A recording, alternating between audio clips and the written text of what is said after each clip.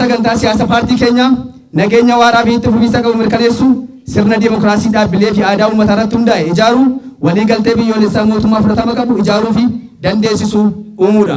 Gama biraan mootummaa cimaa fi fudhatama qabu bu'uura cimaa irratti dhaabuuf karaa dandeessisuun waliigaltee biyyoolessaa uumuun dhimmoota ijoo paartiin badhaadhinaa cimsee irratti hojjetuu fi akka galmaatti kaawwatee keessaa isa tokkodha. Sirna dimookiraatawaa akka jiraatu haala mijataa uumuu tokkummaa sabdaneessummaa cimsuu fudhatamummaan mootummaa akka dabalu gochuuf cimsee ni hojjeta. Badhaadhinni paartii injifataadha. Badhaadhinni paartii obbolummaa paartii dimookiraasii babal'isuuf hojjechaa jirudha. Badhaadhina filadhaa. Badhaadhina filachuun misooma filachuudha. Obbolummaa filachuudha. Sabdaneessummaa filachuudha. Akkasumas tokkummaa filachuudha. Oromummaa filachuudha. Kanaaf badhaadhina filadhaan isiniin jechuun barbaada. Daandiin keenya daamu galmi immoo badhaadhina. Badhaadhina. Badhaadhina. Galmi qabsoo keenya fiigee badhaadhina. Filannoon keenya yoomuu paartii badhaadhina. Filannoon keenya yoomuu paartii badhaadhina. Bulchaa malee biyyiin jiraatu kan isaaf ta'u kan isa fayyadu rakkoo uummataatiif furmaata laata kan jennu ilaallee filachuudhaaf qophoofne jirra. Ji'a darbe keessa akkuma filannoodhaaf labsiin bahee irratti ganda keenya keessatti argamne galmoofnee kan ittiin filannu uf qophoofneeti. Amma caamsaa 24 isa dhufu filachuudhaaf itti qophoofnee jirra. Kan filannu garuu paartiin kamiyyuu haa ta'u, paartii misoomaaf ta'u, paartii biyya jijjiiru, paartii nageenya isaa eegu, paartii biyya guddisu filachuudhaaf qophoofneerra. Kaarni filannoo kanaaf qophoofnee anis akka nama tokkootti kaarni filannoo fudhadheera. Anis immoo nama naa ta'a jedhu, nama biyya kana hin ceesisa jedhu, nama Oromoof ta'u, nama biyyaaf ta'u, nama ooshee, nama bushuu, nama rakkina uummataa beeku filachuudhaaf anis immoo qopheen qaba. Kanaaf ta'u anatu beeka. Giseen achi ga'u ana abbaan filadhu beeka. Kaarni koo seeraan qabadheera. Gaafa filannoo koo immoo abbaan filadhu natu beeka. Tuna nama irra'in garaa kootu beeka. Ofii koo filadhaa jechuu kooti. Badhaadhina filannaa sababni isaa immoo badhaadhinni kan keenya qubeensaa maqaansaa iyyuu gadaa keessaa dhufe waan ta'eef kan keenya filannaa ciidha abbaatoo ifata waan jedhaniif uummanni keenya kaardii keenya qabanneetti qophoofnee guyyaa isaa eeggataa jirra. Duulana filadhaadhaaf bakka kanatti argamee jira. Kunis immoo duulana filadhaa kanan ba'ee jechuudha.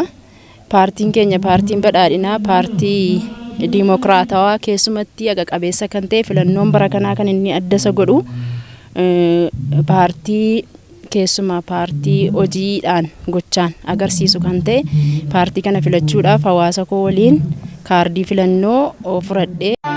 Daandiin keenya daamu galmi immoo badhaadhina. Badhaadhina. Badhaadhina.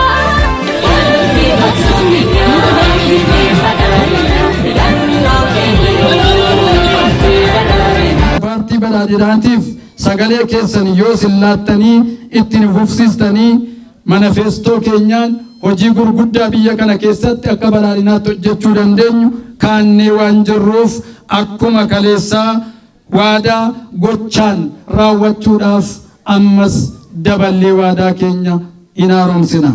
Kanaafuu hojiiwwan siyaasaa dinagdee fi hawaasummaa jalqabdan itti fufsiisuuf paartii badhaadhinaa filadhaa. Paartii badhaadhinaa jechuun paartii misoomaa, paartii nageenyaa, paartii tokkummaa, paartii jaalalaa, paartii obbolummaa jechuudha.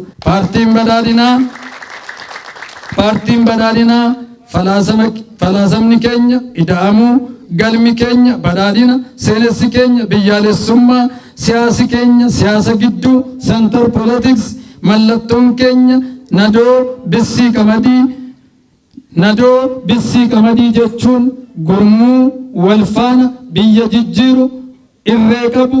Qamadii jechuun dinagdee Itoophiyaa, birmadummaa Itoophiyaa, maalummaa Itoophiyaa, boquu Itoophiyaa kan ol qabe akka ta'eef filannoon keessan paartii badhaadhinaa ta'uu galatoomaa.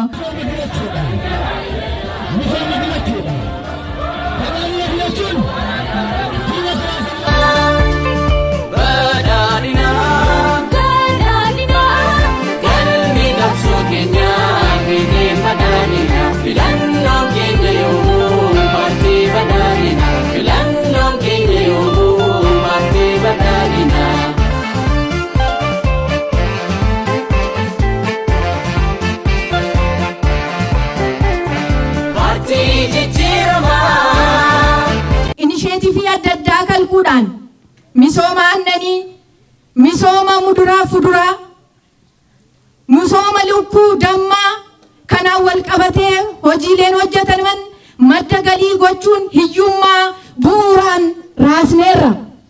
Kun aanaa waayyuu tuqaa akka fakkeenyaatti ka'uu danda'a.